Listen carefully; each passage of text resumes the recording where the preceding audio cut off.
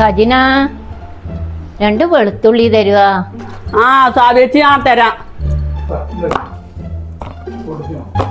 എന്നാ സാവേച്ചി. ഇത്രയൊന്നും വേണ്ടേനു. ഇരിക്കട്ടെ. ജിഷേ മോളെ കുറച്ച് മഞ്ഞപ്പൊടി തരുവാ മോളെ. ആ സാവിയേച്ചിയാ, മഞ്ഞപ്പൊടി എൻ്റെ അടുക്ക് ഉണ്ട്.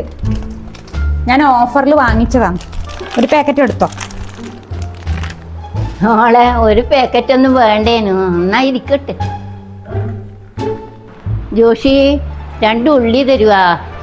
ആ സാവിയേച്ചി. എന്നാ സാവിയേച്ചി.